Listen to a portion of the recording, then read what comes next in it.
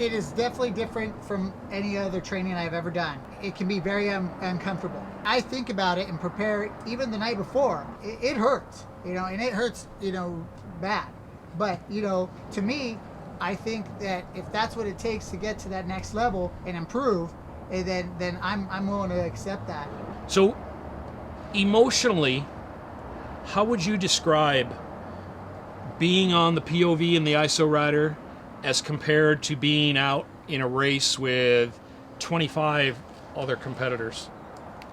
Well, definitely the difference is adrenaline. When you're racing, you have definitely an adrenaline kick going, and it's all about winning. I'm there to win. I'm not there for second, third, fourth place. Every race I prepare to win. So to me, definitely there is a difference in the race as opposed to training, but it's still very similar, and I get a lot of benefits from it. So it closes the difference between actual racing and traditional type training. You can narrow that difference. Oh, definitely. Okay.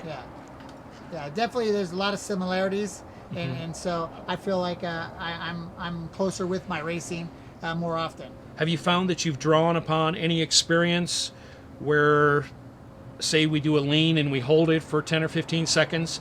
I know there's a nice turn at Chuckwalla. Sure. That you get to just lay over in. I don't even know how long. I've never been on the track, but I know it's a nice bold turn. Can you draw upon anything of holding a position in the gym as to holding the position when you're on the track there? Oh, definitely.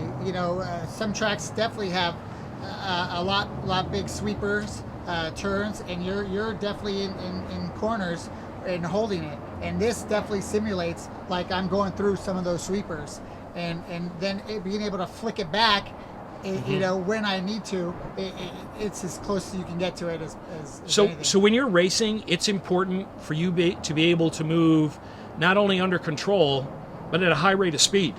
Correct. To get yourself back upright to accelerate to your top speed before the next turn takes place. Yeah, you have to be able to make your inputs quickly and precisely. That's exactly what happens when you use a POV. We can simulate that speed 2 to 3 times faster than what it's normally going to happen, so you don't panic when you're out there on the track. Now, I will clarify that because some people are going to say, well, you're not moving. You're not going forward anywhere, and you can only go so fast on those springs.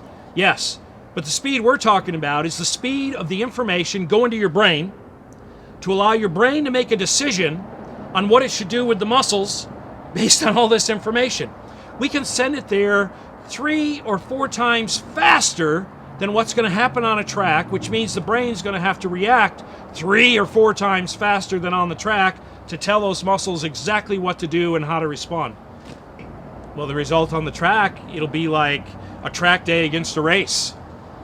Okay, you don't have to work near as hard because your brain is already able to process this information from these muscles, understand it without panicking, sending back, all right, here's what's going to happen. If for some reason you get stood up and you come off the throttle a little bit, you get back up smooth on the throttle, get right back into what you were doing. Not lose 5 or 6 places. The speed of receiving, understanding, interpreting, and responding to the information is what we're doing on an Iso Rider with a POV.